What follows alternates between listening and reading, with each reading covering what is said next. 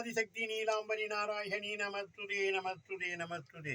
10வது தொண்டராம்பட்டி ஆழ்வார் வைதிந்தி மாலை என்ற பெருமானுடைய வைதிந்தி மாலையாக அந்த மாலை அனுப்புறார். இவர் தான் தொண்டராம்பட்டி ஆழ்வார் 10வது. 11 திருவண ஆழ்வார் திருமாலுடைய மார்புல ஒரு மறு அவரை இவரை போய் அனுப்புறார். நீ போ திருப்பண ஆழ்வார்.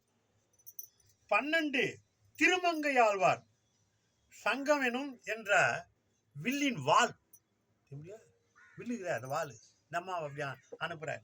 இப்படி பெருமானுடைய சிறப்புகளை சொல்லுவார். இந்த தொண்டராம்பட்டி ஆழ்வார் திருமாலின் வைதிந்தி மாலை என்னும் அமசமாக பிறந்தவர். திருவரங்கத்திலே பள்ளி கொண்டு தனது ரங்கநாதனை தவிர வேற யாரையுமே பாடமாட்டார். ஒருத்தருக்கு ஒரு கருத்து இருக்கும். எம்பெருமானுடைய சிறப்புல இந்த அத்தனை அவதாரம் 12 ஆயுதங்களுடைய 12 அவதாரங்கள் வச்சு.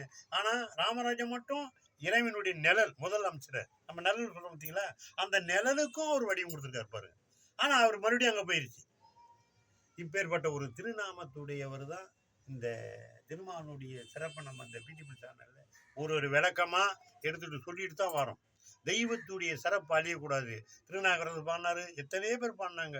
இன்னும் அந்த அப்போ பாடின 2000 வருஷம் 1500 வருஷம் 1000 வருஷம் காலத்துக்கு பாடினதெல்லாம் அழிஞ்சா போச்சு புராணம். அது மாதிரி இதெல்லாம் வரும். இந்த பிடிபி சேனலில் ஓலை சாவடியில் மாதிரி வந்துட்டு இருக்கு. என்ன இது செயற்கை தான், ஆனால் இயற்கை கிடையாது. செயற்கையில் உருவானப்பட்டது தான் இதெல்லாம். ஆனால் இது மாதிரி இறைவனுடைய சிறப்பெல்லாம் செயற்கையாக இருந்தாலும் அது வெளியே வரும், இயற்கை மாதிரி வந்துடும். அப்பேற்பட்ட ஒரு வல்லமையுடைய இந்த பிடிபி நான் என்னைக்கு இருப்பேன், நாளைக்கு போயிடுவேன். ஆனால் இதெல்லாம் என்றைக்குமே இருக்கணும்.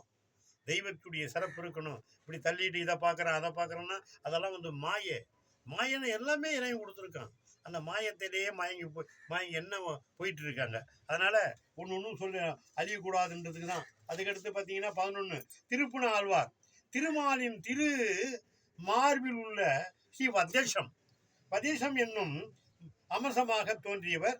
இவர் காவேரி கரையில் அமர்ந்து யாழ்கையிலே ஏந்தி இனிமையான இசையுடன் அரங்கனானை பாடுவார். இந்த வாயில் வச்சு பாடுறாங்க மணி அடிச்சு அந்த மாதிரி. இந்த 11 இவரு யாரு திருப்பண ஆழ்வார். அதுக்கடுத்து 12 திருமங்கை ஆழ்வார் திருமாலின் சர்வசங்கம் என்னும் வில்லி அமசமாக தோன்றியவர். அவர் திருமங்கை என்னும் என்ற பெயரில் பெற்ற இவர் இயல் இசை நாடகம் என்னும் முத்தமிழ் ஈடுபாடு கொண்டவர். இவர் ஒரு முரசை சைவ குறவனாக திருஞான சம்பந்தரையும் சந்தித்தார். அன்பில் அமைதமாக பரவசமாக இருவரும் அடைந்தார். பார்த்தீங்களா, திருஞான சம்பந்தர் என்ன சொல்லுவாங்க. அப்பெல்லாம் பட்டைக்கு நாமத்து சண்டை போடுவாங்க. ஆனால் இப்போ எல்லாமே ஒன்று தான். ராமனும் ஒன்று தான், சிவனும் ஒன்று தான். ஏன்னா இறைவனுடைய சிறப்பு அப்படி இருக்கும். அந்த காலத்தில் ஒரு வைராக்கியத்தில் இப்போ எல்லாமே புரிஞ்சிருக்காங்க.